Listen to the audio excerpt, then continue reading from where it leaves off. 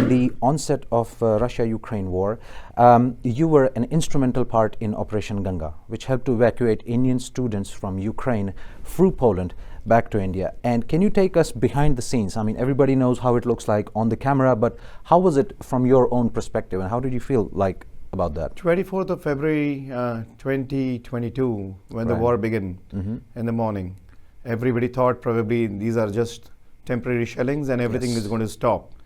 But then I think the government of India realized that there are 25,000 Indian nationals stuck in Ukraine. Many of them are doing their education, pursuing their education in the field of medical. Right. And in the evening, when a phone rings saying that the government of India plans to do an evacuation of Indian nationals via Poland and via a few other countries, we were given a mandate to search for accommodation, which is closer to border, for 250 people. But we never realized that it would be not in hundreds, but it would be in few thousands in terms of the entire evacuation.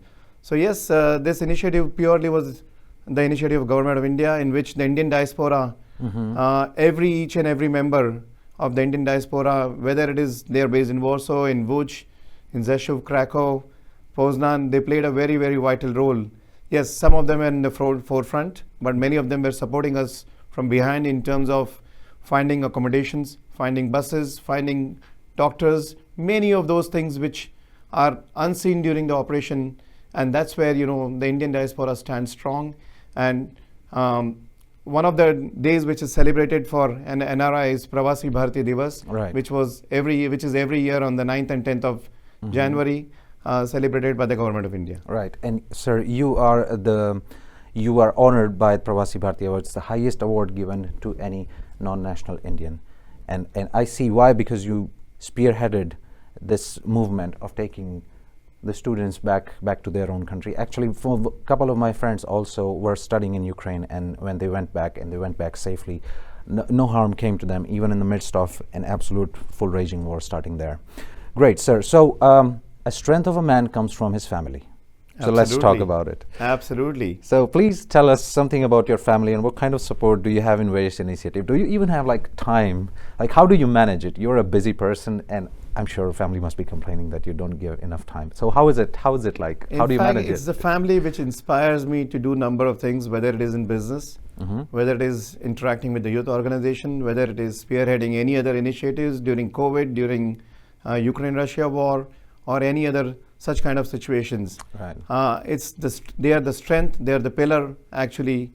And my two boys, Arnav and Adit. Arnav is 18 and Adit is 15. My wife, Akanksha, she comes from Bombay. I remember when I was heading to the border during the war, they said, "Dad, please ensure that our citizens come back safe." I said, yes, that's the idea, and that's the initiative of the Government of India, in ensuring that, our Indian citizens come back safe. But let me add here, the most important part, 2 weeks of not being at home.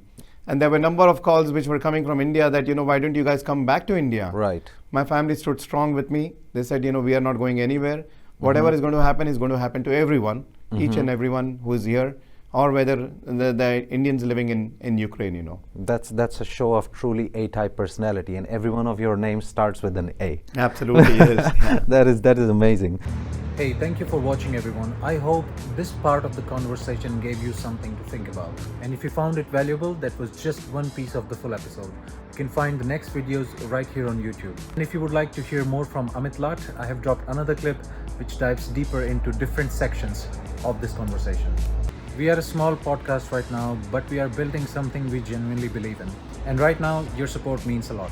So please consider subscribing. It genuinely helps us to grow the channel and keep on having these sorts of conversations. We appreciate you tuning in, and I hope to see you in the next one.